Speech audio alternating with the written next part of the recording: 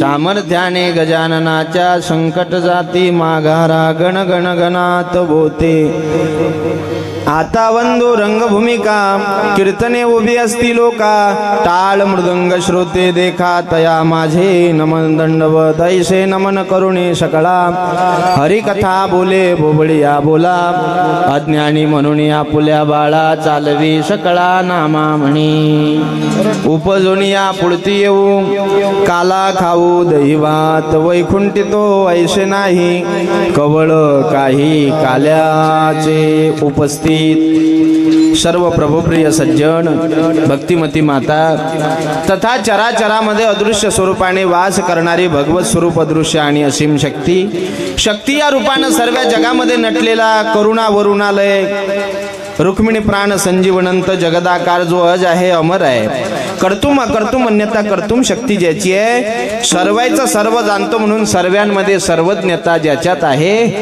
भगवंताच्याच भाषेत सांगायचं झालं तर भगवंत म्हणतात गतिर्भरता प्रभू साक्षी निवास शरणम श्रुभोत प्रभव प्रलय स्थानम निधानम बीजमव्यम किंवा मियाची नेमिला साता काळू ग्रासत असे भूता येत म्हणिया गते पंडू सुता एवढा जो व्यापक आहे जो समर्थ आहे जो सत्ताधीश आहे त्या जगदांबराच्या चरणी सर्व मिळून नमस्कार करू कार्यक्रमाला प्रारंभ करू प्रस्तुत प्रसंगी सेवेकरता निवडलेला अभंग महान भगवत भक्त देहूचे सुप्रसिद्ध साधू भक्तीचे सागर ज्ञानाचे आगर आणि वैराग्याचे शिखर वैराग्य राज रसिकत्व जगद्गुरु तुकोबाराय यांचा 4 चरणाचा काला या प्रकरणातील काल्याची मीमांसा या अभंगामध्ये करणारा अभंग सेवेसाठी निवडला अभंगाचा जर अनुबंध पाहिला तर आपल्या लक्षात येईल प्रत्येक अभंगाला अनुबंध असतो शास्त्रामध्ये त्याला अनुबंध चतुष्ट असं म्हणतात विषय संबंध अधिकारी आणि प्रयोजन मग या अभंगाचा विषय काय आहे महाराज म्हणतात उपजोनी या पुढती येऊ उपजणे म्हणजे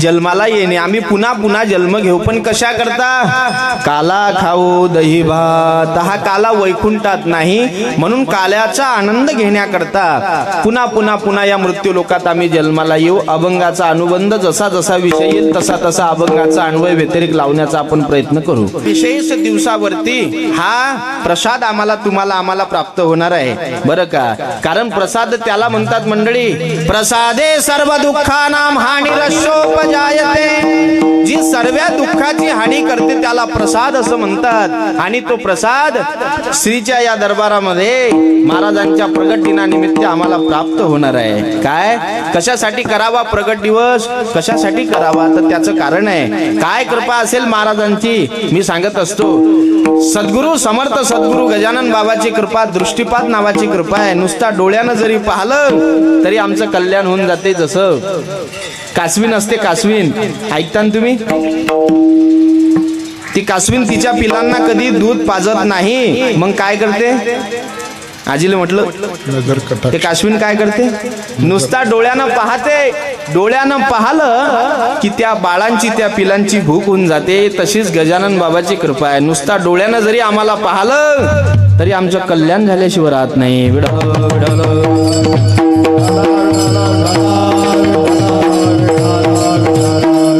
ही दृष्टिपात नावाची कृपा आहे आणि काय महाराजांच्या जीवन चरित्राचा जर आढावा आपण घेतला तर आपल्या लक्षात येईल आजच्या दिवशी प्रगट झाले काय पुण्य दिवस असेल हा अनेक महात्म्यांनी लिहिलं अनुरेणू मध्ये ब्रह्म व्यापिले लय उत्पत्ती समान माघ सप्तमी पुण्या दिवसी प्रगटले योगी महान प्रगटले योगी महान अनुरेणू मध्ये ब्रह्म व्यापिले लय उत्पत्ती समान माघ सप्तमी पुण्या दिवसी प्रगटले योगी महान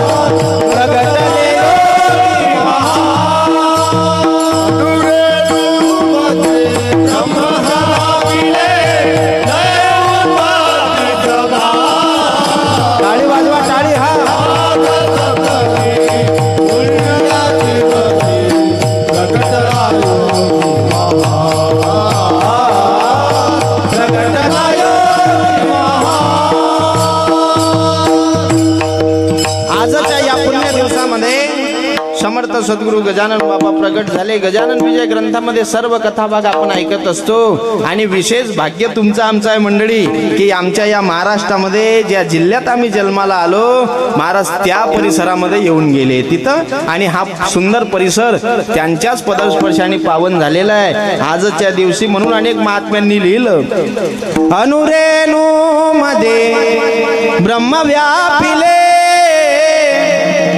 लय उत्पत्ती समान,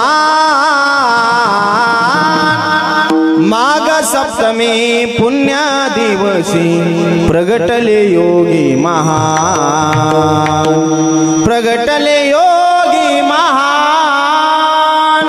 आजच्या या पुण्य दिवसावरती प्रगट झालेले समर्थ सद्गुरू गजानन महाराज, काय जीवन चरित्र एवढं वाखाळण्यासारखं आहे. चमत्कार म्हणून गजानन बाबांनी कोणतंच कार्य केलं नाही, पण त्याच्या मागचे कारण शोधा. काय कोल्ह्या विहिरीला पाणी लावलं, काय परिणाम असेल. एवढंच नाही, वाढलेलं झाड हिरवंगार करून टाकलं. सुक्या झाडाला गजाननानं फोडली पालवी, कोल्ह झाड हिरवंगार करून टाकलं. एवढंच नाही तर आपण म्हणत असतो, पेटविले त्या अग्नी वाचुनी चिलमेश विठ्ठल विठ्ठल. चमत्कार म्हणून नाही, त्याच्या मागचे कारण आहेत. अनेक कारण आपल्याला संबोधून सांगता येतील. महाराजांनी जर नुसता डोळ्यानं जरी पाहिलं, जसं कासवीन तिच्या पिलांना पाहते, तसं आम्हाला जरी पाहिलं तरी आमचं कल्याण झाल्याशिवाय राहत नाही. आणि अशाच या प्रगट दिनानिमित्त सुंदर या परिसरामध्ये त्यांच्याच कृपेने आज आम्हाला प्रसाद प्राप्त होणार आहे. समारोपाकरता प्रसाद कशाला म्हणतात? प्रसाद जो सर्व दुःखाची हानी करतो त्याला प्रसाद म्हणतात. भगवंत देतात किंवा संत देतात. कोणता प्रसाद? प्रसादे सर्व दुःखानां हानी रशोपजायते. जो सर्व दुःखाची हानी करतो त्याला प्रसाद असं म्हणतात मंडळी. आणि हा प्रसाद एक तर भगवंत भानुदास गीती गात प्रसाद देतो पंढरीनाथ, किंवा संत देत असतात. एकची टाळी झाली चंद्रभागे वाळवंटी, माझा ज्ञानराज गोपाळासी लाया वाटी, नामदेव कीर्तन करी पुढे देवनाचे पांडुरंग, माझा ज्ञानराज गोपाळासी लाया वाटी. म्हणजे तो प्रसाद, ज्या प्रसादामध्ये सर्व दुःखाची हानी करण्याची ताकद ज्या प्रसादात आहे, तो प्रसाद आज आम्हाला प्राप्त होणार आहे. मग काय आहे? जो काला, ज्याला प्रसाद आम्ही म्हणतो, ऐकता ना तुम्ही? तो प्रसाद काय खातो याला महत्व नाही, कोण देतो याला महत्व आहे. आणि विषय जर पाहिला तर कशाला म्हणतात काला? ओला पदार्थ आणि सुका पदार्थ मिश्रीकरण करणे त्याला काला म्हणतात वैज्ञानिक दृष्टीतून. पण परमार्थिक सत्तेतून जर विचार केला तर दही एक आहे, पण पोहे लाह्या अनेक आहे, आहेत की नाही? दही आणि पोह्याचं मिश्रण झालं की काय तयार होतो? तुम्हाला भूक लागली वाटते? दही आणि पोह्याचं मिश्रण झालं की काय होतो? काला होतो. जसं दही एक आहे पण लाह्या अनेक आहे, तसं ब्रह्म एक आहे, जीव अनेक आहे. जीव ब्रह्म ऐक्य काला, दही आणि लह्याचा काला. हा जसा परमार्थिक सत्तेतून सांगता येईल, जीव शिव ऐक्य काला. विठ्ठल विठ्ठल.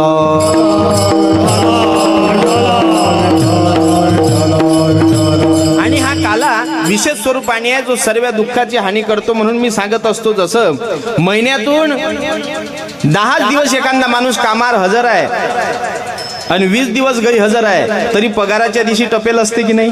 कधी होईन पगार, कधी जाऊ बाजारा, कधी भेटतील पैसे. म्हणजे पगाराच्या दिवशी त्या ठिकाणी विचारच करत असतो की कधी भेटतील पैसे. 10 दिवस हजर, 20 दिवस गैरहजर, तरी पगाराच्या दिवशी टपेल आहे. तसा जाणता परमार्थिक नाही 7 दिवस येता आलं, नाही समर्थ सद्गुरू महाराजांची सेवा करता आली, 7 दिवस नाही जमलं, बुवा लयच व्याप होता, तरी 7 दिवस नाही येता आलं, तरी जाणता परमार्थिक मग काल्याला हजर असतो. विठ्ठल विठ्ठल. आणि आज काला जो सर्व हानी, ज्या दुःखाची हानी करण्याची ताकद ज्या कालामध्ये आहे, तो काला या ठिकाणी आम्हाला प्राप्त होणार आहे. आणि हा काला खाण्याकरता जगद्गुरु तुकाराम महाराज म्हणतात, आम्ही पुन्हा पुन्हा पुन्हा पुन्हा जन्म घेऊ, पुन्हा पुन्हा जन्माला येऊ.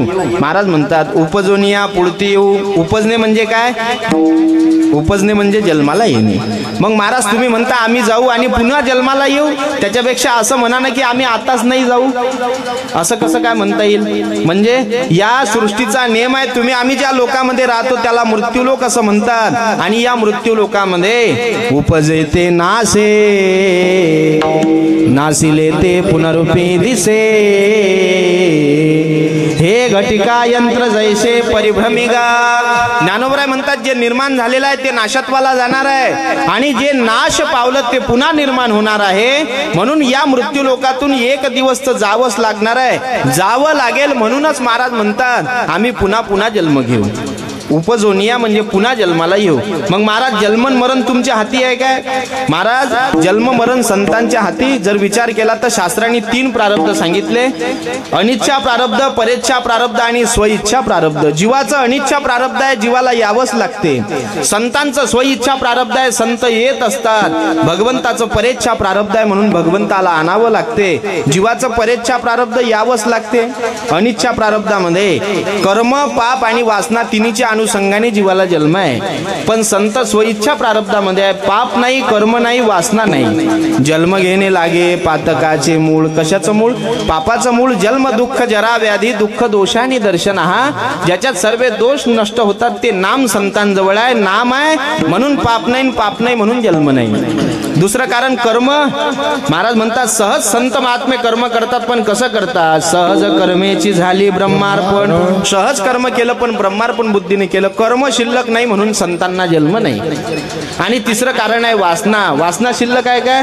वासना नाही. ज्या वासनेच्या सोबत जन्म घ्यायचा आहे संत महात्म्यांच्या बाबतीत ती वासना हरिरूप झालेली आहे. त्याची झाले अंगे हरिरूप. ती वासना आता हरिरूप झाली. आणि म्हणूनच जशा त्या गोपिका होत्या, गवळणी होत्या, धन्य हरी रंगी गुंतल्या वासना,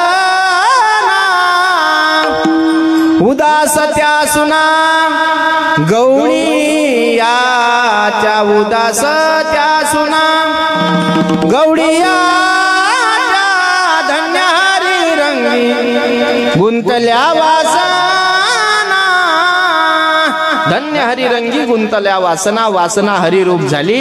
वासना नाही म्हणून संत महात्मे सर्वज्ञांना जन्म नाही. ते स्वइच्छा प्रारब्धामध्ये असल्यामुळेच जगद्गुरु तुकाराम महाराज म्हणतात आम्ही पुन्हा पुन्हा पुन्हा जन्म घेऊ. पण कशा करता जन्म घेणार महाराज? तुकाराम महाराज म्हणतात हा काला जीवशिव ऐक्य काला करण्याकरता, ब्रह्मरसाचा आनंद घेण्याकरता, हरिनामाचा खिचडी काला खाण्याकरता आम्ही जन्म घेऊ. पण कशा करता घेऊ त्याचं उत्तर देतात पहिल्या चरणात. उपजोनिया पुढती उपजोनिया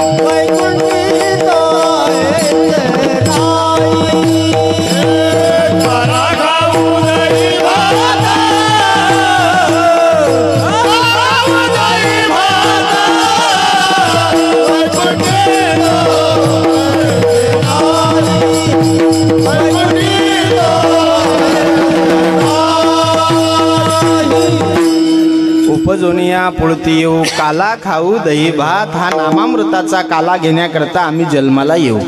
कुठून येणार महाराज? कुठून येतात संत? आम्ही वैकुंठ वासी आलो याची कारणाशी. मग महाराज वैकुंठावरून येणार. हा काला वैकुंठात नाही का? तुका म्हणे काला वैकुंठी दुर्लभ, विशेष हा लाभ संता संगे. हा लाभ या समागमामध्ये हा प्रसाद प्राप्त होत असतो, हा वैकुंठामध्ये नाही. म्हणून तुकोबराय दुसऱ्या चरणात बोलतात वैकुंठी तो ऐसे नाही कवळ काही काल्याचे. मग वैकुंठावरून येणार, काला खाण्याकरता येणार. एकटेच घेणार काय? महाराज म्हणतात वारकरी संप्रदाय अप्पल पोट्या नाही. मग काला वाटू एकमेका, वैष्णवनिका संभ्रम्य. आम्ही काय करू? एकमेका देवमुखी सुखे घालू हुंबरी. एकमेकांना देऊ. कारण 3 वर्ग शास्त्रात सांगितले, स्वार्थी, परार्थी आणि स्वार्थीन परार्थी.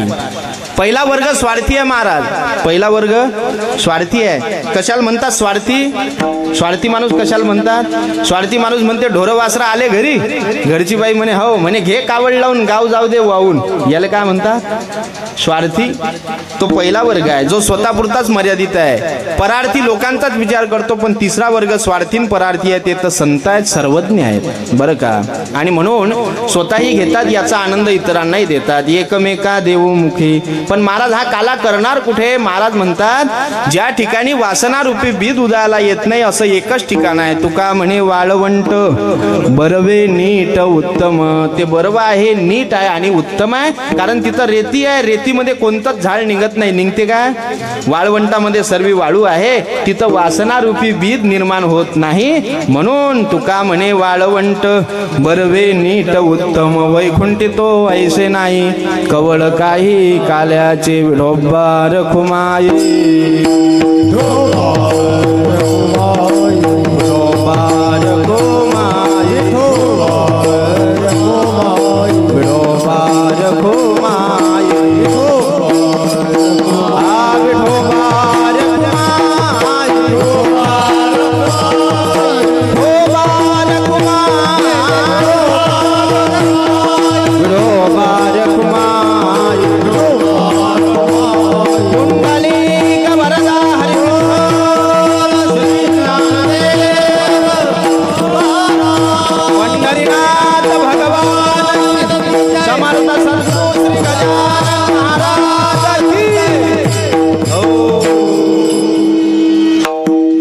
अभंगाचा यथामती यथा अवकाश शब्दशारचा भावार्थाशी संपवला.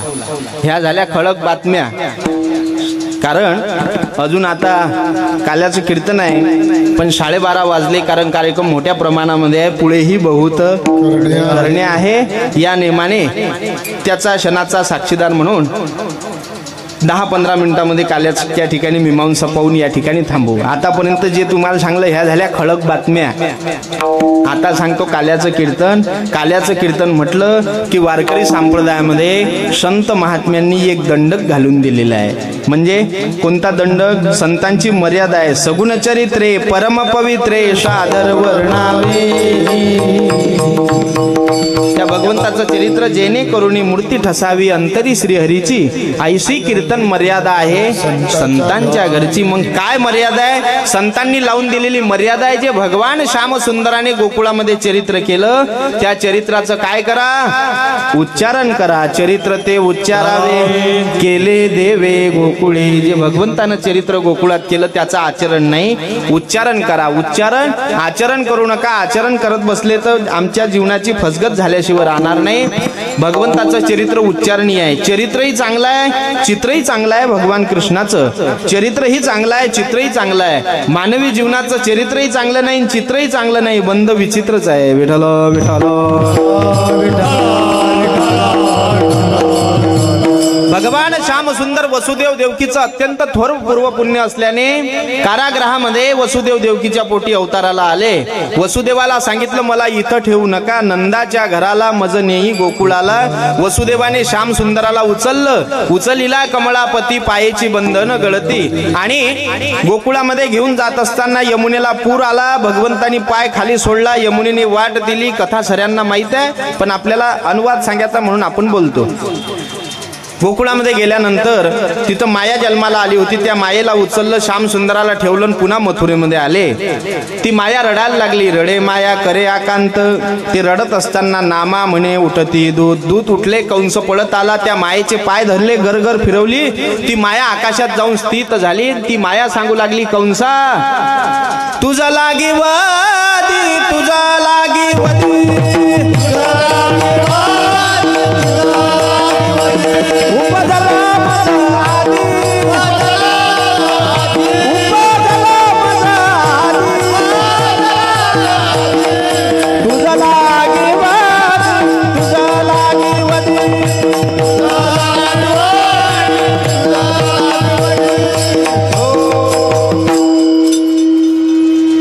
तुझं लागे वदे उपजला मजा आधी. तेव्हा ती माया सांगू लागली, आकाशात जाऊन स्थित झाली. कंस विचार करायला लागला. कंसानं इकडे आतळी जमा करून तातडीची बैठक घेतली. बरं का, तिकडे दुसरा दिवस उदयाला आलेला आहे. भगवान श्याम सुंदर गोकुळामध्ये प्रगट झाले. कोणतं गोकुळ? गोनाम इंद्रियन कुळनाम शरीर, त्याला गोकुळ असं म्हणतात. या गोकुळामध्ये भगवंत प्रगट झाले की चिंता ते पळाली गोकुळा बाहेरी. घरोघरी झाला लक्ष्मीचा वास. घरोघरी लक्ष्मीचा वास तिथं व्हायला लागला. आणि त्या ठिकाणी महाराज म्हणतात, सर्वीकडे आनंदी आनंद. त्या गोपिका सर्व एकमेकींना म्हणू लागल्या. काय म्हणतात? सजनी आज देखू नंदजी कोलाल, गोपाल गोपाल गोपाल, आज देखू नंदजी कोलाल. सर्व गवळणी तयारी करून श्यामसुंदराला पाहायला येऊ लागल्या. तेव्हा त्या भगवान कृष्णाला पाहतात. एवढं सुंदर स्वरूप, सुंदर वर्णन केलं. करारविंदेन पदारविंदम, मुखारविंदे विनिवेशयंतम, वटस्य पत्रस्य फुटे शयानम, बालमुकुंदा मनसा स्मरामी. सर्व गोपींनी श्यामसुंदराला पाहिलं, विभोर होऊन गेलेले आहे. इकडे अष्टमीला मथुरेमध्ये, नवमीला गोकुळात प्रगट झाले. दशमी गेली, एकादशी गेली, द्वादशी आलेली आहे. महादेव श्यामसुंदराला पाहण्याकरता भोले बाबा आलेले आहेत. 6 दिवसाचे भगवंत झाले. कोण घेईन किसना त्या ठिकाणी भगवान श्यामसुंदराचा शोध म्हणून पहिल्यांदा विळा उचलला. भगवान कृष्णाला मारण्याकरता कोण आली? पुतना. ती कोण होती मागच्या जन्मात? ती मागच्या जन्मातली रत्नमाला नावाची, ती रत्नप्रभा आहे, रत्नमाला आहे. बरं का, बळीराजाची बहीण आहे. तिनं कालकूट नावाचं विष स्तनामध्ये भरलं आणि ते पुतना आलेली आहे. पुतना आल्यानंतर ती स्तनामध्ये विष धारण करून काहीतरी विकणाराचं रूप तिनं घेतलेलं आहे. अशी कृती केलेली आहे आणि आली ती पुतना. तिला वाटलं पाहुणींच्या रूपात जा तर सर्व बाया चर्चा करतील आणि मूळ स्वरूपात जा तर लोक पळून भिवून जातील, म्हणून पाहुणींच्या रूपामध्ये आलेली आहे. बरं का, तुम्ही पहा, विकणारा येऊ द्या, कोणी विचारते का कोण्या गावचे? आणि एखादं पाहुणी येऊ द्या. बरं, पाहुणी एखादी बाई पाहुणी येऊ द्या. समजा 4-5 महिला मंडळी कामं आटोपली आणि एखाद्या ठिकाणी जर बसेल असले आणि एखादी पाहुणीन जर त्याच्या देखत उतरली तर त्या बाया चर्चा करतात, बाई कोण्या गावची असेल हे बाई, कोणाच्या घरी आली असेल. ते बाई काही या बायाच्या परिचयाची नसते, पण ते जोपर्यंत जिथं एखाद्याच्या घरी जात नाही तोपर्यंत या बायाची काही समाधानी होत नाही. आणि ते एखाद्याच्या घरी गेली की मग या चर्चा करणाऱ्या बाया म्हणतात, बाई आता कळालं मला. म्हणे काय? त्या बुवाच्या घरी नवीन लग्न नाही का झालं? त्या बुवाची ही नाही वाटते ते बाई. म्हणून तर म्हटलं आपल्या गावात अजून त्या बाईला काही पाहिलं. मूळ स्वरूपात जात लोक पळून भिवून जातील, पाहुणींच्या रूपात जात बाया चर्चा करतील. म्हणून पुतना मावशीनं काय केलं? सुंदर रूप घेतलं. नामदेव महाराज म्हणतात, नामा म्हणे आली नंदाच्या अंगणा, स्वरूप सुंदरा लेवांगणा. पुतना मावशी आली, यशोदेला म्हणते, यशोदा सुंदर मुलगा झाला बाई तुला. यशोदा म्हणे, हो पण तू कोण आहे? म्हणे मी तुझी बहीण आहे. म्हणे आतापर्यंत पाहिलं नाही, म्हणून कथा विस्तारानं सांगता येईल, पण त्या ठिकाणी आतापर्यंत तुला पाहिलं नाही. अगं म्हणे मी तुझी चुलत बहीण आहे. म्हणे मला चुलताही नव्हता. माझा मुलगा आताच झोपला, तू थोड्या वेळाने ये. देवाला वाटलं हे बवणीच्या टाइमले लागेल गिराईक आहे आणि वापिस गेलं तर नाट लागेल, कारण बवणीच्या टाइमले लागलेलं गिराईक वापिस गेलं की नाट लागत असते म्हणतात. एक जण छत्री विकत घ्यायला गेला. म्हणे कितीला दिली छत्री? दुकानदार म्हणे 100 रुपयाले. तो गिराईक म्हणे असं करा ना 50 रुपयाला द्या ना. तो दुकानदार म्हणे घेऊन जा. गिराईकाला वाटलं देतेच हा. म्हणे साहेब 20 रुपयाला द्या. त्या दुकानदाराला राग आला. तो म्हणे फुकटच ने ना. म्हणे 2 द्या मग 2. बवणीच्या टाइमले लागलं की दुकानदारही काही विचार करत नसतो, आहे की नाही. बवणीच्या टाइमले लागलेलं गिराईक देवानं रडायला सुरुवात केली. पुतना आत गेली. देवानं पुतनेला पाहिलं, पुतनेनं देवाला पाहिलं. देवानी डोळे बंद केले. पुतना मावशी माया आहे, भगवंत ज्ञान आहे. पुतना अविद्या आहे, भगवंत विद्या आहे. माया ज्ञानापुढे माया टिकत नाही. ज्ञान दृष्टी बंद केली आणि बंद करून त्या ठिकाणी पुतना मावशीने भगवंताला दूध पाजलं, नंतर विष पाजलं, मज्जा प्राशन केली. देवानं रक्त प्राशन केलं. पंचप्राणाला ओढ दिली. पुतना आरळली, गतप्राण झाली. पुतना मावशीला सायुज्जू नावाचा मोक्ष दिला. तुवा शंकाधिकाचे निमाने, सायुज्जू सौरसू दिदला पुतने, जे विषयाची आस्तन पाने मारू आली. आणि म्हणून भगवंत 6 दिवसाचे झाले. पुढे मामळ भटाची फजिता केली. भगवंत उपळे वाढू लागले. महाराज म्हणतात तळवा टेकवत होते, रांगायला लागले. कसे? तळवे तळ हात, तळवे तळ हात, तळ हात टेकीत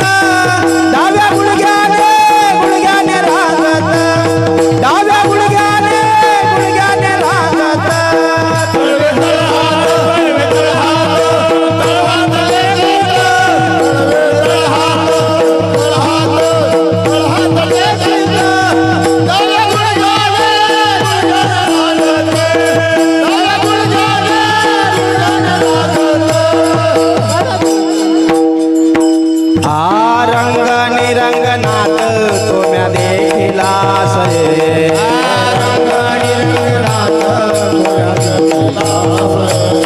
तळवे तळहात देखीता डाव्या गुडघ्याने रांगत डाव्या गुडघ्याने रांगत हो डाव्या गुडघ्याने रांगत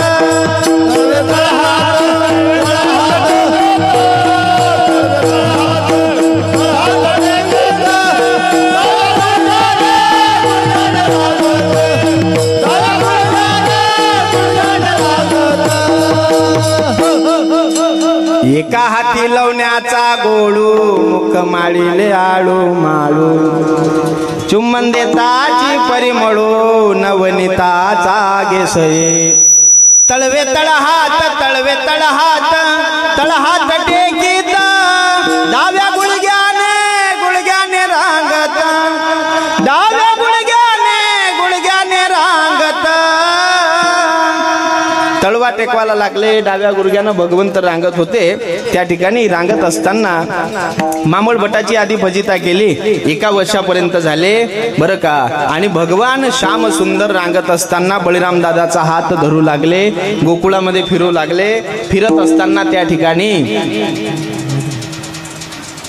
फिरत असताना असं वर्णन केलं की हे सर्व करत असताना भगवान श्याम सुंदर बळराम दादाचा हात धरून फिरायचे गोपिका पाहत होत्या मंत्रमुग्ध होऊन जायच्या त्या गोपिका काही सामान्य होत्या काय गोपिकांच्या रूपी प्रगटल्या श्रुती त्या वेद गर्भीच्या श्रुती गोपिका काही श्रुती प्रदान होत्या आणि काही ऋषी प्रदान होत्या अशा आलेल्या अवताराला आलेल्या गोपिका गवळणी भगवंताची ज्ञानोत्तर कृष्ण भक्ती करण्याकरता गोकुळामध्ये अवतरित झाल्या होत्या भगवंताची ज्ञान स्वरूप भक्ती करू लागल्या म्हणून त्या गोपिका भगवान कृष्णाला पाहिलं की पूर्ण काम भुलून जात होत्या आणि भगवंत चालायचे यशोदा मैया सुंदर तयारी करून द्यायची डोक्याला मोर पंख बसवायची पितांबर नेसलेला घागरा भगवान कृष्ण चालायला लागले की त्या घागऱ्यातून आवाज यायचा अनेक महात्म्यांनी लिहिलं छुम छना नाना नाना छुम छना नाना नाना छनक झनक झनना छुम छना नाना नाना छुम छना नाना झनक झनक झनना कृष्णाच्या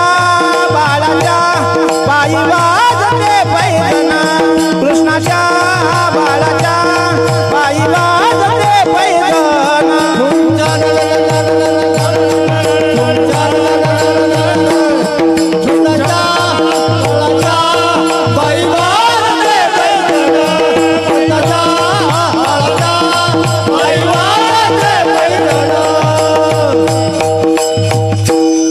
एका जनार्दनी सावळा रंग त्याचा गोवळा याने भुलविल्या गोपी बाळा छुम छना नाना नाना छुम छना नाना झनक झनक झनना कृष्णाच्या बाळाच्या पायी वाजते पैगणा त्या भगवान कृष्णाच्या पायाच्या पैजनाचा आवाज येत असताना गोपिका त्या गोपिकेंचं लक्ष वेधून जायचं विभोर होऊन जायच्या ज्ञानोत्तर भक्ती करण्याकरता अवतरित झालेल्या गवळणी त्या ठिकाणी पहाटेच उठायच्या पहाटे मी सांगत असतो नेहमी किती वाजता उठायच्या गवळणी आजीला म्हटलं आजी 4 वाजता उठायच्या तेव्हा काही घड्याळ होती काय काही कोंबडाही नव्हता बाबा कोणाचाही कोंबडा बोंबलून आपला दिवस निघो मग तेले कसं काय समजे त्या सकाळी उठल्या की त्या गोपिका वर असं पाहत अबाकडे आणि त्याच्यामध्ये ते चांदणी पाहत होते कोणची चांदणी ते शुक्राची चांदणी म्हणायचे बरं का आणि ती पाहिली की त्या गवळणींना समजे आता ब्रह्ममुहूर्ताची वेळ जवळ आली आता दिसते का ते गोपी आता आमच्या बाळाला दिसते काय कारण आमची गोपी आता 8 वाजताच उठते तेल पाहण्याकरता ब्रह्ममुहूर्तावर उठा लागते कधी दिसेल ते चालली मग त्या गोपिका सकाळी उठायच्या नामदेवरायला येतात प्रभातेशी प्राप्त काळी उठल्या गवळणी बाळा सकाळीच उठायच्या आणि मंथनाला बसायचा डेरा त्याच्यामध्ये रवी आणि ती रवी उलट सुलट फिरली की नामदेव महाराज म्हणतात त्या डेऱ्यातून आवाज यायचा कोणता आवाज घुम घुम करती डेरे घुमाती घुम घुम करती डेरे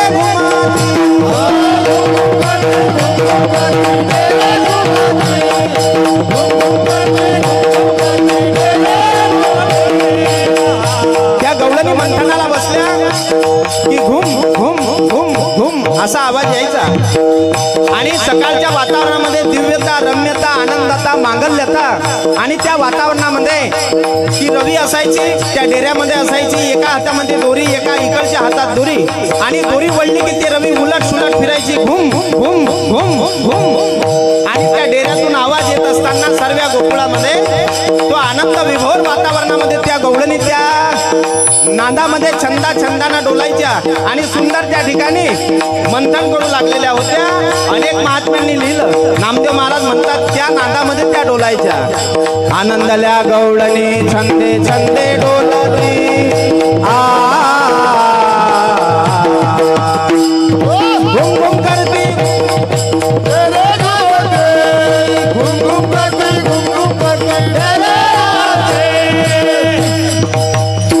मंथनाला बसले की घुम घुम घुम घुम घुम असा त्या डेऱ्यातून आवाज यायचा. आता राहिलं का ते मंथन आजी?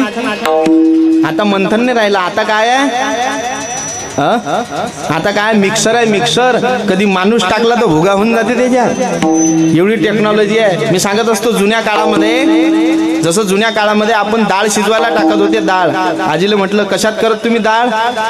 मडक्यामध्ये, गाळग्यामध्ये. त्याच्या खाली जाईन पाणी डाळ टाकलं की ते अशी उतू यायची. उतू येऊ तो फेस आला की मग आमची मावशी काय करे, तो फेस चुलीमध्ये टाकून देत होती. होती की नाही? मग त्या वरणापासून, डाळीपासून ऍसिडिटी नाही, विकार नाही, काहीच नाही होतं काय? आता राहिलं का तसं? आता काही काही बायाचा स्वयंपाक पहा तुम्ही, डबेचे डबे, मसाला चव नाही कशाला, मसाल्याची वाण नाही, चवीचा पत्ता नाही. एका बाईनं भाजी केली, बंद्या बैगुन्यात चमचा फिरवला तर कुठेच डाळ नाही. माणूस जियाले बसला त्यानं पहिलाच घास घेतला. घास घेता बरोबर का डोळ्यातून आसन, कानातून चिचोरेच, एवढी तिखट भाजी.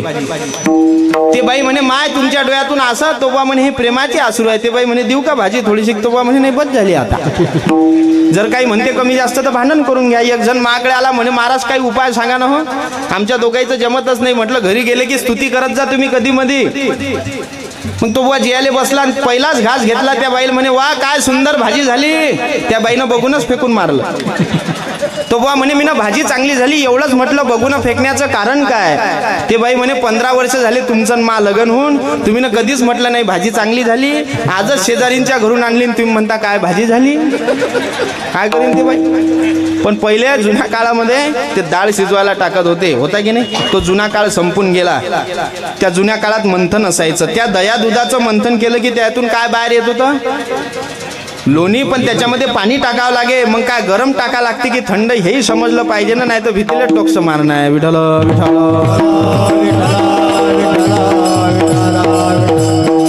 आणि मग त्या गवळणी मंथनाला बसल्या की रवी, तो डेरा, ती दोरी घुम घुम घुम घुम. नामदेव महाराज म्हणतात त्या छंदात डोलत होत्या. आनंदल्या गवळणी छंदे छंदे डोलती घुम घुम करते, घुम घुम करते असा घुम घुम हा सर्व आनंद विभोर अंतकरणामध्ये तो आनंद तिथं चालायचा. आणि चालत असताना महाराज म्हणतात त्या गवळणी पहाटे उठायच्या. भगवान श्याम सुंदराने सर्व सवंगडी गोळा केले. तिथून कोण कोण होते देवाचे सवंगडी? लहान लहान लहान मुले घेऊन, लहान लहान लहान मुले घेऊन, खोल्या करी खोल्या करी खोल्या करी खोल्या करी मना मोहन मना मोहन मोहन मोहन मोहन खोल्या करी मना मोहन.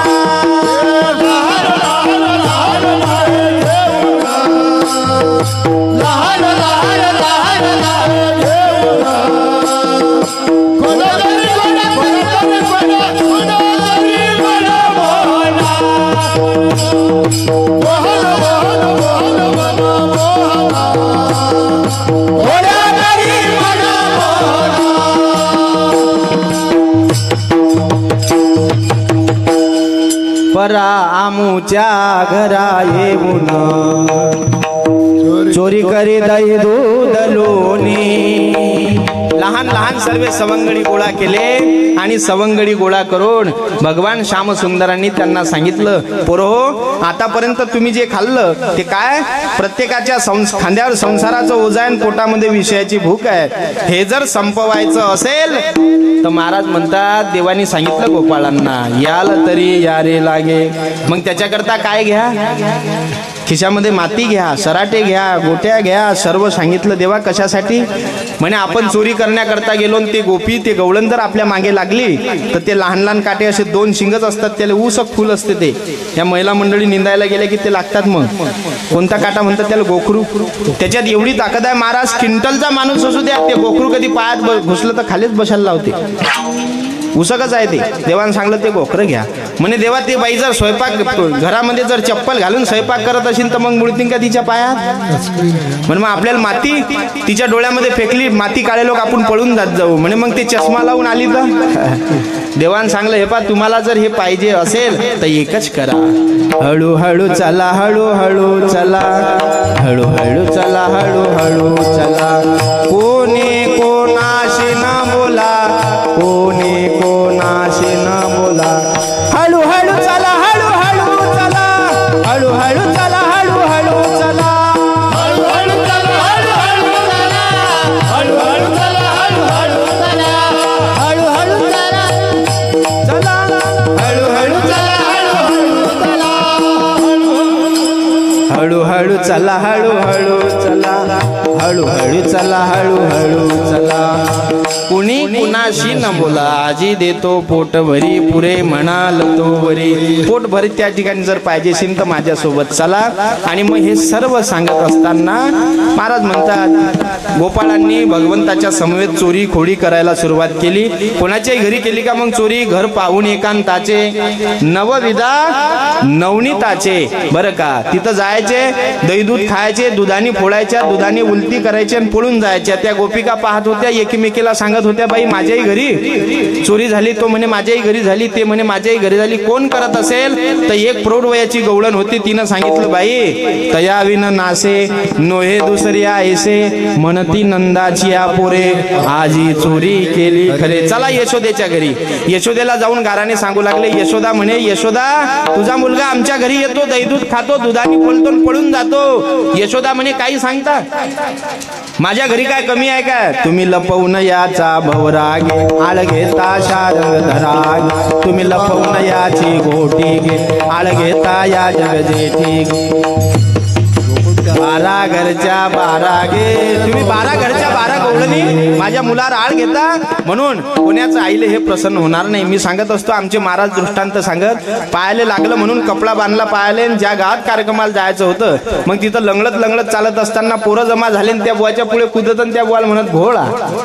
तेव्हा म्हणे हे चांगलं नाही पाटील साहेब, असंच नाव पडीन. त्या पोराचा हात धरला, म्हणे चाल तू आईले सांगतो. त्याचा हात धरून त्याच्या आईजवळ नेलं.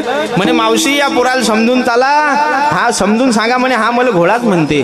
त्या बाईनं त्या पोराच्या कानाखाली मारली. ते बुवा म्हणत काऊन मारता? म्हणे महाराज त्या पोराले गध्यातला आणि घोड्यातला फरक समजत नाही अजून.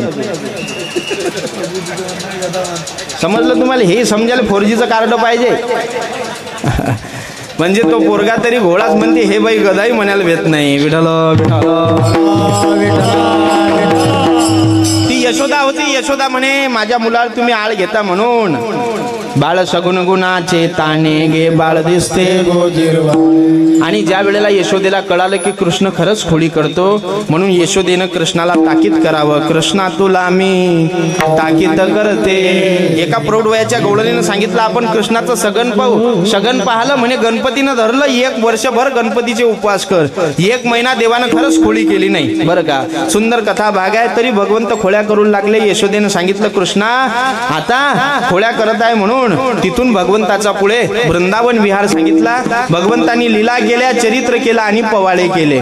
इथून जे पुढे सांगितले ते पवाळे सांगितले. पवाळे भगवंतांनी एका हातामध्ये काठी घेतली, एका हातात खांद्यावर घोंगडी टाकली आणि घोंगडी घेऊन हातात काठी घेऊन गायी चारण्याकरता अरण्यामध्ये भगवान श्याम सुंदर निघून गेले. गायी चारा या रानात गेला माझा गोपाळ घोंगडीवाला, किंवा गोधणी चारा वया जातो सारंग पाणी. आणि त्या ठिकाणी गायी चारत असताना तिथं खेळ खेळू लागले. खेळ आणि खेळ एवढे सुंदर होते महाराज. बरं का? आताचे होते काय ते? आता राहिले का तसे खेळ? ते देवाचे खेळ. हमामा, हुतुतू, लगोरी, विटी दांडू, चेंडू फळी. बरं का? हुतुतू खेळायचे. आता खेळते का कोणी असे खेळ?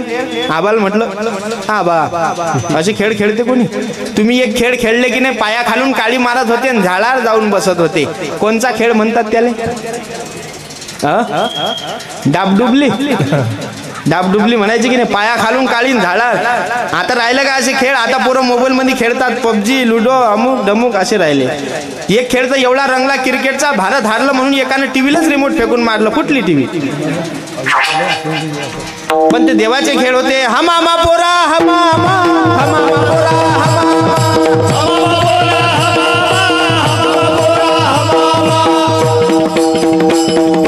हमामा, हुतू लगोरी, विटू दांडी, चेंडू फळी असे खेळ खेळत असताना खेळ परी धाई न सापडे तो एक खेळिया शहाणा रे.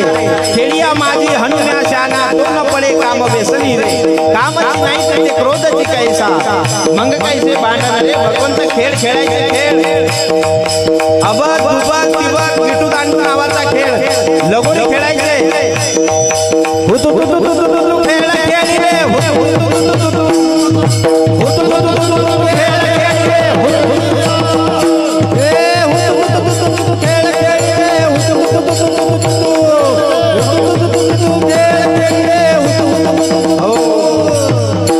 महाराज म्हणतात हुतू खेळ खेळिले. म्हणजे आताची कबड्डी त्याला हुतू म्हणायचे. लगोरी, चेंडू फळी, विटी दांडू असे खेळ भगवंत खेळायचे. आणि खेळ खेळत असताना त्या गोपाळांनी सांगलं, देवा तुम्ही तरी नाश्ता करून आले सान, आम्ही तसेच बसेला हो बापा, सर्व तसेच आहो. म्हणून आता खांदी भार पोटी भूक, काय खेळायाचे सुख. देवान सांगितलं भुका लागल्या सर्वांना. म्हणे हो देवा, मग एकच करा. काय करा? चला ओळू गाई, चला सर्व गायी एकत्र करा. सर्व गायी येतात. देवा हे मनेरी नावाची गाय येत नाही, देवानी तिला बोलवावं. भगवंतानी सांगावं, हे गोपाळांनो या ठिकाणी सर्वांनी शिदोऱ्या एकत्रित करा. सर्वांना आवाज दिला, येरे गड्या वै जावा कड्या.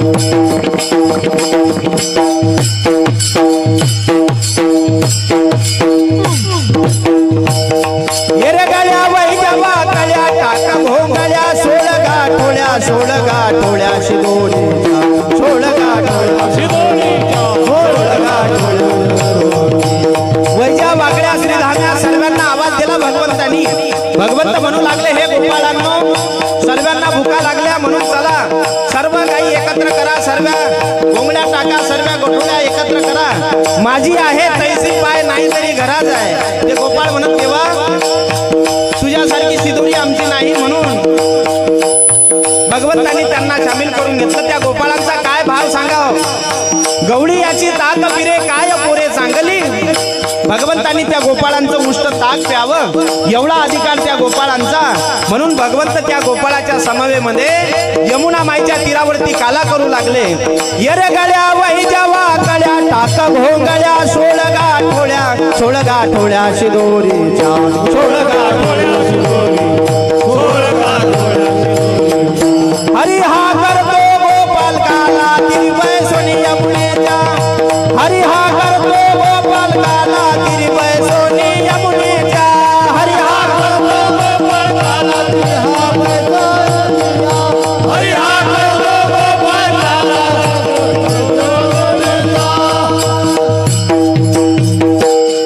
जो काला साधू संत भगवंतांनी यमुने माईच्या तीरावरती केला, साधू संतांनी वाळवंटात केला, तोच काला आज प्रगट दिनानिमित्त श्रींच्या प्रगट दिनानिमित्त आज आम्हाला इथं प्राप्त होणार आहे. आणि काय विशेष भाग्य सांगावं महाराज. आज प्रगट दिवस आहे, प्रगट दिन आहे. आणि विशेष आरंभही तुमचा गुरुवारी आणि आता प्रगट दिनही गुरुवारी. 147वा महाराजांचा हा उत्सव सर्व महाराष्ट्रभर चाललेला आहे. विठ्ठल विठ्ठल. आणि तुमच्या गावामध्ये तर सुंदर वातावरण झालेलं आहे. काय दिव्यता, आनंदता, मांगल्यता, मंदिर एवढा सुंदर परिसर आणि सर्व कार्यकर्ते मंडळी सुंदर आहे. त्याच्यामध्ये आमचे अध्यक्ष साहेब चंदू पाटील, काय त्याची सेवा आहे. रात्रंदिवस धडपड. काय सर्व गोष्टी एकत्रित व्हाव्या, सर्वांची त्या ठिकाणी सोय व्हावी. पण महाराजांची त्यांना शक्ती आहे, सर्व काम सद्गुरू करून घेतात. विठ्ठल विठ्ठल.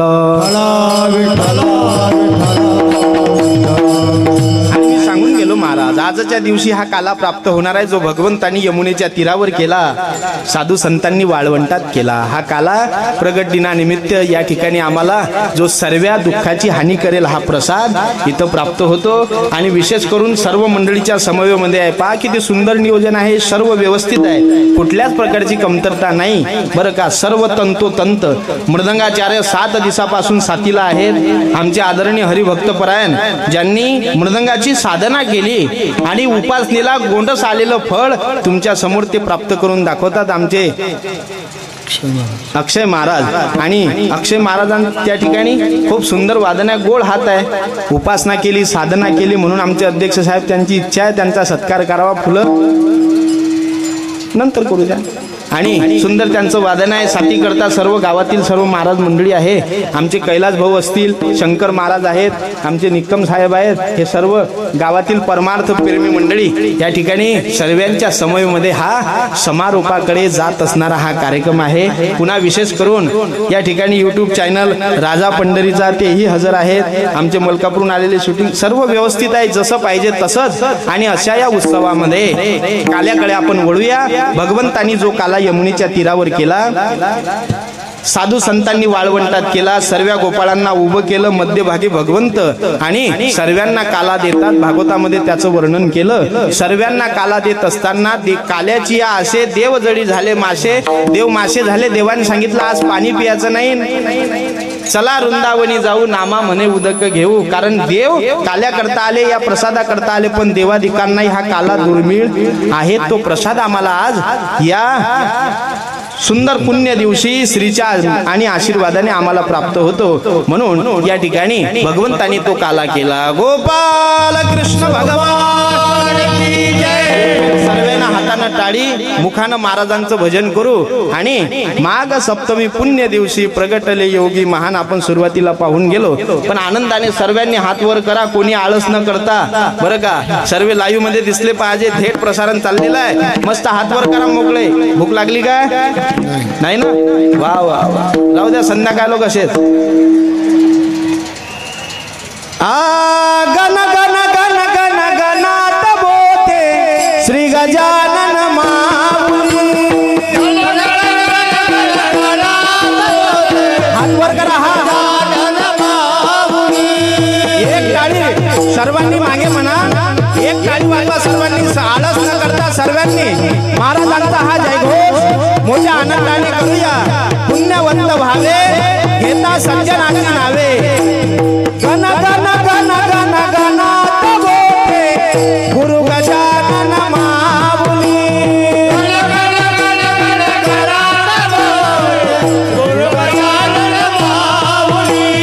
अनंत कोटी ब्रह्मांड नायक गुरु गजानन माऊली.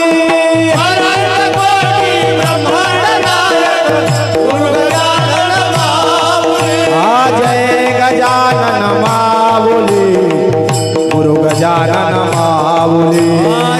टाळे टाळे. माऊली, गुरु गजानन माऊली. भट्टपती पालक शेगाव निवासी श्री गजानन माऊली. गुरु गजानन माऊली. अनंत कोटी ब्रह्मांड नायक गुरु गजानन माऊली. गुरु गजानन माऊली.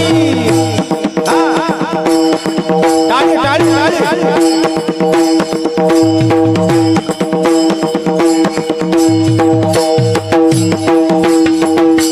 गजानना औलिया अवतरले जगताराया. गजानना औलिया अवतरले जगताराया.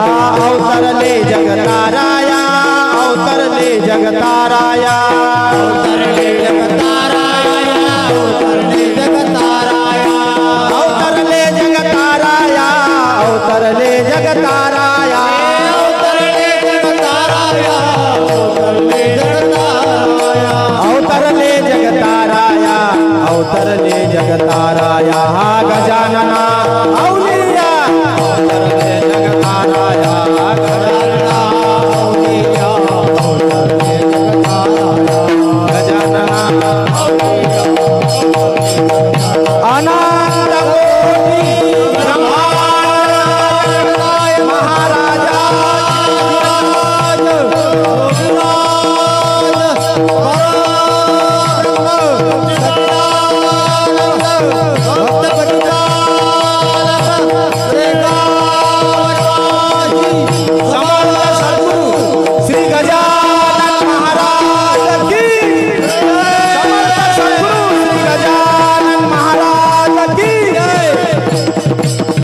ज्ञानेश्वर माऊली ज्ञानराज माऊली तुकाराम ज्ञानेश्वर माऊली ज्ञानराज माऊली तुकाराम ज्ञानेश्वर माऊली ज्ञानराज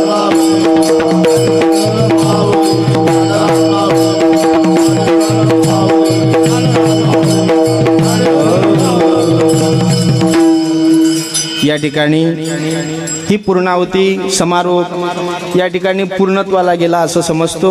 यथामती यथा अवकाश सेवा करण्याचा प्रयत्न केला. या ठिकाणी सर्व गावकरी मंडळी सर्व ट्रस्ट मंडळी आमचे अध्यक्ष पाटील साहेब चंदू पाटील यांच्या प्रेमामुळे आग्रामुळे या ठिकाणी आलेला हा सेवेचा योग समर्थ सद्गुरू गजानन महाराज यांच्या चरणी ही सेवा रुजू करण्याचा या ठिकाणी मी प्रयत्न केलेला आहे. आणि सुंदर असं वातावरण या ठिकाणी या कार्यक्रमाचं दिव्य भव्य स्वरूपात आहे. बस समर्थ सद्गुरू गजानन महाराजांच्या चरणी एवढीच प्रार्थना करतो की उत्तराउत्तर हा कार्यक्रम असाच वाढत जावो. याचा वेल गगना इतका जावो. दिव्य भव्य स्वरूप या कार्यक्रमाला प्राप्त हो. एवढंच नाही सर्व महाराजांच्या कृपेने बस गजानन महाराजांना विनंती करेल की यूं तो हमारी जिंदगी कांटों से गुजर जाए और समर्थ सद्गुरू गजानन महाराज आपकी झोली खुशियों से लबालब भर जाए. अशी महाराजांच्या चरणी प्रार्थना करू आणि सेवेला या ठिकाणी पूर्णविराम देतो.